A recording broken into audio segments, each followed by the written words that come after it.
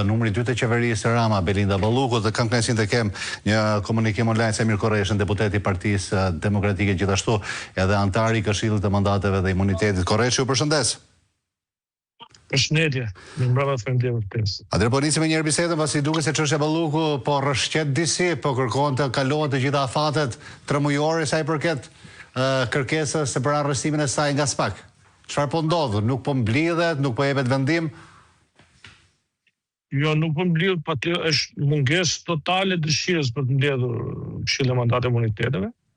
Që kemi vënë Niko Peleshi në absurditet nuk ndodh kurrë në parlamentin gjithë televizit që ai po bën.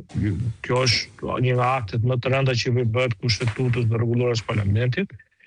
Përgjigjeve të opozitës kur nuk është përgjigjur pra kërkesat të opozitës për të nisur, për të iniciuar apo për të zhvilluar mbledhjen e Këshillit të Mandateve, edhe pse rregullorja parashikon që kur gjysma ka bërë kërkesë mblidhet dhe zhvillohet mbledhje e rregullt, nëse është gjysma e antarëve.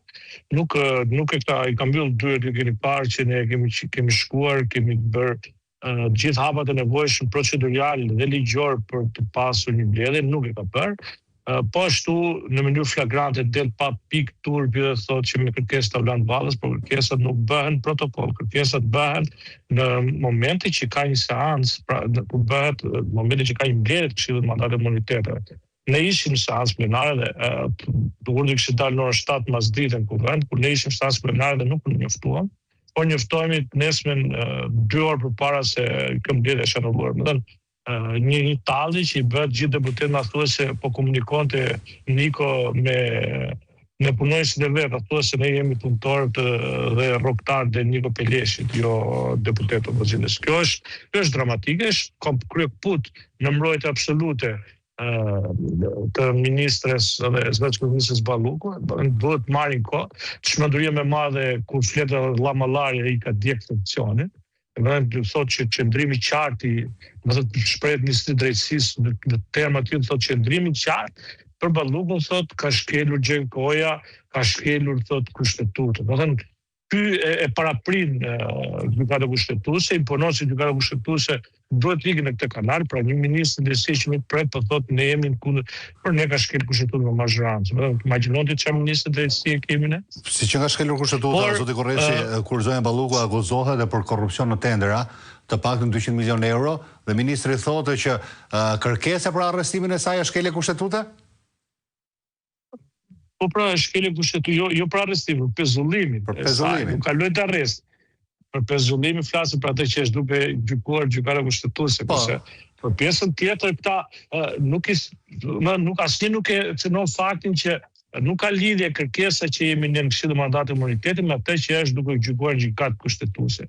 Pra nëse kemi një konflikt kompetencës dhe e serojmë edhe një për qytetarët, ligji thotë që kryeministri dhe presidenti dekreton kërkesat për emërim apo së shkarkim të ministrit. Kryeministri ka të drejtë emërojë dhe shkarkojë ministra. Pra këtë me pezullim as në kushtetutë nuk përmendet për asnjërin nga këto. Dhe aq më tepër kur Gjenkoja si në seancën e gjykatës kushtetuese, por edhe drejtuar në Këshillin, drejtuar parlamentit ka ardhur për agravim të situatës zëvendës kryeministrit dhe thotë që ka ndryshuar rrethanat. Tek ne në parlament thotë ka ndryshuar rrethanat sepse bazë pra mas marrjes në shqyrtim nga gjykata kushtetuese dhe rikthimi i saj në punë ka pas akte në të cilët ajo ka intimiduar dëshmitar dhe vazhdon të prishë provat, pra ka frikën e prishjes. Po faktit për 50 procedura të tjera të ndërruese. Jo, për pos faktit një 10 temra, të 10 marrje të tjera të fillimet time për 10 çështje të tjera të ndërruese, por dhe faktit që po gjykatë kushtetuese duhet prokurorin e SPAK-ut që këtë çështje, që thotë kjo është regjistruar për vepra të tjera penale më të rënda. Pra, kjo është marrë tim për vepra penale më të rënda nga ajo që ka iniciuar ky proces ndaj saj. Mbas gjithë këtyre, këta thonë, shikoj se ne kemi një qendrim. Po pse kujt për rreth drejtësisë, se qendrimet politike merren me ato ligjore me kushtetuese apo të gjykatë. Pra këta duan të shkrijnë gjithë boshtin ndarjen e pushteteve që ka kushtetuta, pra legislativ, ekzekutiv, gjyqësor, ti ndajnë të shkrijnë një që çfarë do qeverisë bëhet, çfarë do qeverisë nuk bëhet. Nëse ai bën kundër vjes partisë si Albana Medraka, lëshojnë Ta tjerë që i bën presion se a din në të llogarin kryeministit, ta do të marrë se kimi dorë. Pra pik turbi sot me fermierët, dhe më dalin, më dhe s'kan fare këta, e kanë hënë turbi me bujë, ka futur gotë vetë, por çështja është më rëndësishme është për gjithë shqiptarët. Nuk ka lidhje çështja që po gjykohet gjykatë kushtetuese me atë që kërkon Që ta sqarojmë pasi ka filluar të bëhet një kakofoni, zoti Korreshi, mbrëmjen e dieshme dhe ditët e kaluara sa i përket këtyre dy çështjeve të gjykatës kushtetuese dhe me kërkesën e prokurorisë për heqjen e imunitetit. Pra, a kanë lidhje me njëra tjetrën këto sepse mazhoranca dukshëm po tenton t'i bashkojë? Po pikërisht pra se kjo lot pezullimi nga detyra po gjykohet gjykatë kushtetuese dhe nuk ka lidhje fare me masën e sigurimit. Gjykata kushtetuese mban objektin për të cilin kërkon dhe nuk shprehet për gjëra të tjera jashtë objektit.